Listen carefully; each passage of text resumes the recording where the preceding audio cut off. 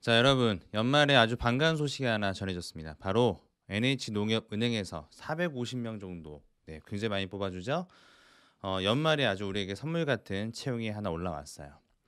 자, NH농협 2022년도 상반기 신입 채용이죠, 그렇죠? 연말에 나왔으니까. 그래서 아마 금융권을 준비하셨던 분들, 그 다음에 또 뭐 IT 전공자분들께서는 아마 굉장히 좋은 희소식이 되지 않을까라고 생각을 합니다. 물론 꼭 금융권이 아니더라도 내가 어떤 영업력, 서비스에 대한 마인드 이런 분들이 있으시다면 당연히 지원하셔야 되겠죠. 자, 그렇다면은 우리가 여러분들 내용 보시는 바와 같이 NH농협은행 이번에 그 채용 굉장히 많이 해주잖아요. 자기소개서를 쓰실 때 이제 많이 어려우실 것 같습니다. 왜냐하면 은행이 자기소개서가 되게 까다롭습니다. 네. 그러니까 저도 이제 다양한 친구들의 자기소개서를 피드백할 때에 보게 되면 은행은 그때그때마다 막 항목이 바뀌고 뭐 다른 회사처럼 맨날 나오는 항목이 나오지 않잖아요. 그때그때 변화에 맞춰서 또 시기적절한 어떤 역량을 평가해야 되기 때문에 거기에 대한 이제 역량들이 좀 다양하게 자기소개서에서 요구를 하고 있습니다. 그래서 자기소개서를 작성하실 때 그 부분을 여러분 염두에 두시고 최근에 금융에 대한 변화나 트렌드에 대해서 우리가 살펴보고 갈 필요가 있습니다. 자, 그래서 여러분들 화면에 보이시는 바와 같이 보시면 이제 이거는 하나은행 금융연구소에서 자 2022년 금융산업 전망 보고서라고 하는 것들이 올려왔어요. 그래서 이 부분을 보고 저희가 한번 얘기를 나눠볼 건데 자, 경영 환경에 대한 부분 일단은 MZ 세대와 그다음에 시니어 세대 간의 어떤 양극화가 발생하고 있다. 즉 이제 요즘에 MZ 세대들도 굉장히 투자에 적극적인 사람들이 많기 때문에 이런 MZ 세대들이 굉장히 중요한 어떤 고객으로 자리매김하고 있다라고 하는 거. 이런 점들도 우리가 체크를 해야 되는 부분이고 언택트 문화의 고착화. 자, 이제 언택트가 예전엔 되게 불편하던 것이었지만 지금은 굉장히 편한 이게 없으면 우리 못 삽니다. 그러니까 그런 어떤 시대적인 변화에 맞춰서 서비스가 제공이 돼야 되겠죠. 그다음에 이제 금리 상승기이기 때문에 최근에 아시겠지만 은행 예금 가입자 수가 되게 많이 늘어났죠. 그런 부분들도 우리가 고려해야 될 부분이라고 볼 수 있습니다. 그래서 자기소개서를 작성하실 때 일반 행원분들이라든지 또 IT직 직군에 지원하신 분들께서는 이런 경영 환경의 변화에 대해서도 우리가 고려해야 될 필요가 있다는 점이고요. 그다음에 예를 들면 여기서 이제 빅테크 독과점 규제 강화 이런 것들도 있는데 뭐 빅테크와 이제 경쟁도 중요하겠지만 빅테크와 어떻게 상생할 수 있냐가 더 중요한 요소가 될 수 있을 것 같습니다. 그리고 데이터 플랫폼이나 이런 것들에 대한 활성화, 그다음에 가상자산에 이르기까지 금융은 은행은 또 특히 다양한 어떤 이러한 그 환경 속에서 나름대로 어떤 생존의 법칙들을 찾아 나가고 있죠. 그다음에 경쟁 구도 같은 경우에는 이제 마이데이터 사업의 본격화, 그다음에 뭐 예를 들어서 지금 금융업 간의 어떤 점유율에 대한 경쟁이 되게 심화되고 있다는 점. 이런 것들이 하나의 어떤 경쟁 구도가 될 수 있을 거고요. 그다음에 이제 가계부채 총량 규제 요즘에 인제 가계부채가 너무 이게 뛰다 보니까 정부에서 많이 규제를 하고 있지 않겠습니까? 근데 이런 것들이 내년에도 이어지기 때문에 뭐 이런 가계부채에 대한 부담이나 이런 어떤 여기에서의 수익은 좀 줄어들 수 있다. 뭐 이런 얘기들을 하고 있는 것이고요. 그다음에 여기서 이제 디지털 플랫폼의 고도화라고 해서 이 업종 간의 제휴 활성화, 그다음에 AI 블록체인 기술의 고도화, 그다음에 RP 로봇 자동화 네 이런 프로세스죠. 자, 이 부분 되게 중요합니다. RP 같은 것들. 이런 부분들을 보시게 되면 이제는 뭐 어떤 은행이라고 해서 은행 업종만 하는 것이 아니라 뭐 리세일이라든지 그죠? 리세일 플랫폼 쪽이라서 뭐 물건을 사고 파는 것이라든지 아니면 완전 생활의 어떤 플랫폼으로서 작용하려고 노력하는 것이 되게 많습니다. 그래서 그런 부분들을 여러분께서 참고하셔야 될 것 같아요. 그리고 우리가 은행이라고 한다면 당연히 이 ESG에 대한 부분들 우리가 체크 안 하고 넘어갈 수는 없겠죠. 그러니까 이런 ESG와 관련된 분야에 대해서 어떻게 이것을 내가 지원하는 행원과 IT 분야에서 적용할 수 있을 것인가. 여기에 대한 끊임없이 고민이 필요합니다. 우리는 자기소개서를 쓸 때 좀 제가 약간 좀 안타까운 건 뭐냐면은 정보나 자료들은 잘 찾을 수 있어요. 그리고 우리가 남들이 모르는 정보, 남들이 모르는 거 나만 알고 있는 거 이런 거 없습니다. 다 알고 있는 것들입니다. 왜? 우리가 뉴스만 찾아보면 다 나오거든요. 거기에 있는 정보가 뭐 누구나 다 알고 있는 거라서 흔하지 않을 거 아닙니다. 그거는 흔한 자료가 아니라 되게 중요한 자료예요. 중요한 것은 우리가 그 자료를 보고서 어떻게 합니까?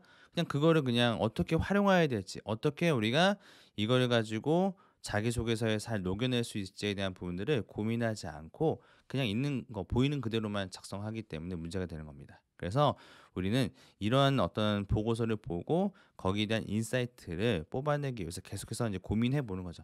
어떤 게 있을까? 가상자산으로서 지금 농협이 하고 있는 건 무엇이 있을까? 그래서 저는 뭐 이런 것들 뭐 요즘에 블록체인 이런 것들 강화한다 기술이 고도화한다고 하고 있으니까 새로운 자산인 뭐 NFT에 대한 부분들도 고려해 볼 수 있다고 생각을 하거든요. 그러니까 이런 여러 가지 요소들을 우리가 생각해 보면서 IT든 아니면 일반 행원 쪽이든 경영, 규제, 경영 구도, 뭐 그다음에 디지털, ESG 등의 다양한 여러 어떤 변화들을 체크하시면서 이와 관련된 어떤 그 변화에 맞춰서 자기소개서를 작성하셔야 되겠다. 그래서 여기서도 보게 되면 이제는 어떤 자산관리 비제 활성화. 그래서 이번 2번 항목에도 보시게 되면 아시는 바와 같이 기업 금융과 자산관리, 그러니까 RM과 WM 부분에 대한 강화를 굉장히 많이 강조하고 있거든요. 그래서 그런 부분들도 여러분들 보셔야 되는데 이 상장 지수 펀드 ETF에 대한 선호도가 되게 증가하고 있어요. 저도 ETF를 굉장히 많이 선호하고 있습니다. 어쨌든 이런 것들을 보게 되면 조금은 뭐 안정적으로 뭔가 이 운영이 돼야 되는데, 근데 다만 안타까운 것은 MZ 세대들이 지금 다 ETF를 되게 선호하는데 막상 이제 은행에서는 그 ETF를 운영하지 못하니까요. 그렇죠? 그래서 요즘에는 뭐 연금이라든지 이런 연금저축과 연관해서 이제 많이 하려고 이제 한다고 이야기를 하긴 하는데, 이런 부분들에 대한 은행의 노력들이 또 좀 필요하다라고 하는 것들도 우리가 좀 체크해야 될 부분 중에 하나가 되지 않을까 생각합니다.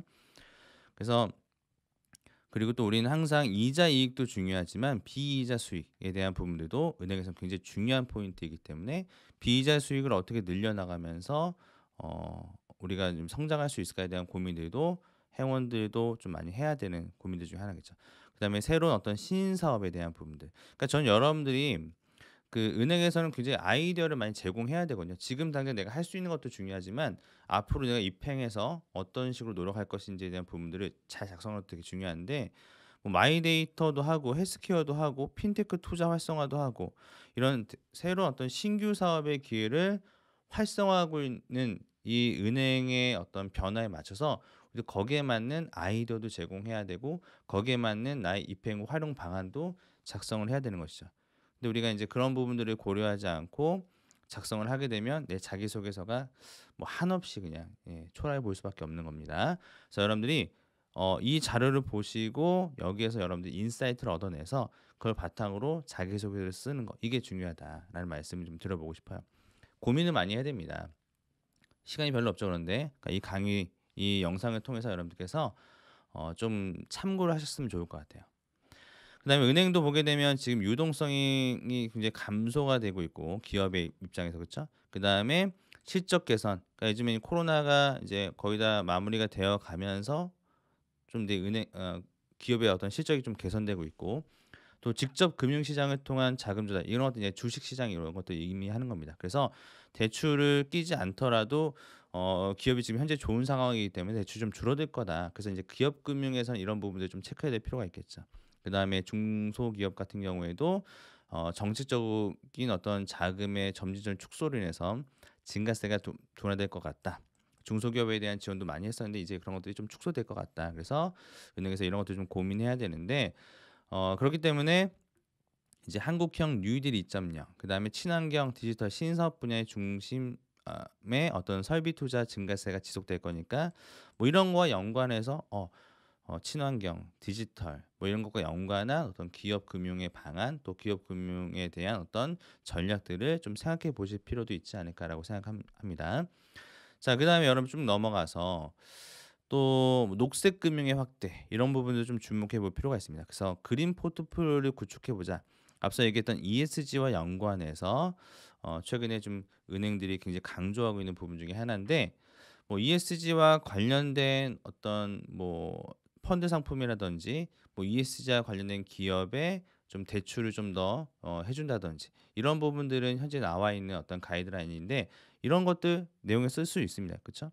그래서 여러분들께서 녹색금융, ESG와 연관한 기업금융이라든지 뭐 이런 어떤 농촌 지원 방법이라든지 이런 것들을 좀 엮어서 고민해 보실 수도 있을 것 같아요. 자, 그다음에 전반적으로는 지금 디지털 쪽에서 언택트에 대한 가속화가 일어나고 있고요.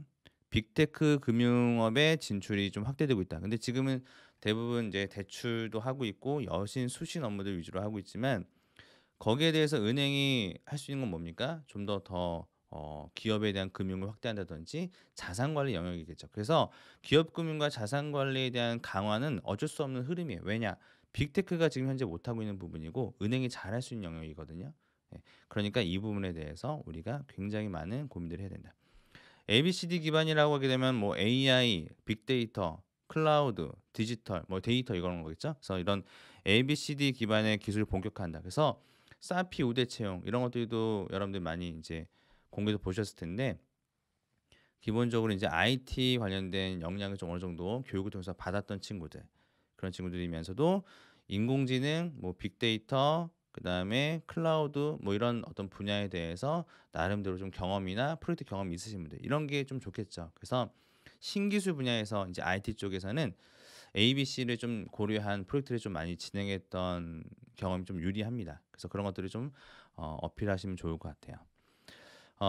그리고 이제 MZ 세대의 부상이 일어나고 있다. 그러니까 결과적으로는 이제 MZ 세대를 공략할 수 있는 어떤 자산 관리, MZ 세대와 연관될 수 있는 어떤 그런 어떤 새로운 사업 아이디어 이런 것들이 앞으로는 굉장히 중요한 영업 전략이 될 수 있겠다라는 의미가 담겨져 있습니다. 실제로 이제 농협은행장의 인터뷰를 발췌한 것이긴 한데 체크만 좀 해 보도록 하겠습니다. 그래서 최근에 지금 우리는 뭐 생각이 좀 다르대요. 어떤 생각이 좀 다르다라고 얘기하냐면 빅테크와 ICT 기업을 경쟁자로 인식하지 않고 서로 상생할 수 있는 방법을 좀 모색해 보자라는 관점을 좀 많이 가지고 있다고 합니다. 그다음에 신성장 동력 확보를 위해서 수익 구조를 다변화하겠대요. 그리고 기존의 대면 채널은 기업 금융 자산 관리 등의 고객 복잡한 문제 해결을 지원하는 채널로 변신해야 된다. 즉 말씀 하신 내용과 같이 이제 대면 채널에서는 이제 기업 금융과 자산 관리 등의 고객의 복잡한 문제를 빨리 좀 지원하고 해결할 수 있는 그런 채널로 확대시켜 나가야 된다. 그러니까 자산 관리와 기업 금융에 대한 플랫폼 강화를 굉장히 강조하고 있다고 볼 수 있겠죠. 그래서 이런 부분들이 이번 항목에 고스란히 다 담겨져 있는 내용이 되는 것이고 그리고 IB라든지 해외 사업 등의 확대를 통해서 우리가 수익 다변화도 만들어 가야 되는데 앞으로 우리가 뭐 1번 항목처럼 내가 가지고 있는 차별화된 경쟁력을 언어 능력이라고 하셔도 됩니다. 또는 뭐 해외 뭐 주식 투자 같은 경험이 있으시면 해외 주식 투자를 통해서 내가 해외 시장을 잘 분석할 수 있다. 이런 것들도 해외 사업 확대라든지 이런 것들과 관련해 되게 중요해요.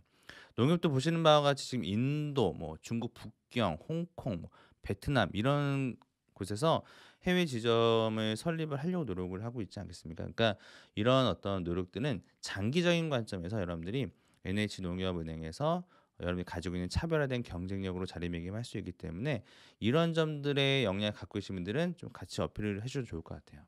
그리고 뭐 연동 계좌가 되게 중요하다고 얘기합니다. 오픈 뱅킹을 통해서. 그래서 우리의 서비스를 많은 그 어떤 업체들과 같이 이제 협업해서 갖춰지게 된다면 양질의 컨텐츠를 제공할 수 있게 될 것이다라는 내용을 이야기하고 있습니다. 그래서 상상에 대한 중요성을 매우 강조하고 있어요. 그래서 이제 빅테크는 어쩔 수 없이 우리와 같이 갈 수밖에 없는 존재라고 인식하고 그럼 우리가 거기에 대응해서 우리가 잘할 수 있는 영역이 무엇일까? 결과적으로 그것이 기업과 자산 관리라는 어떤 포인트가 이제 만들어지는 거죠. 그래서 여러분들께서 이러한 영역에 대해서 나름대로 좀 상황을 분석하신 다음에 그죠? 분석하신 다음에 그것을 바탕으로 자기소개서에서 내용을 조금 더 활용을 하신다면 조금 더 우리가 이제 내용에 대한 퀄리티나 방향성이 좀 잡혀지겠죠. 그래서 이런 점들을 가지고 자기소개서 작성하는 방법을 알려드리도록 하겠습니다. 잠시만 기다려 주시고 이후에 다른 영상을 통해서 자기소개서 항목별로 한번 작성해 보는 방법을 배워보도록 하겠습니다.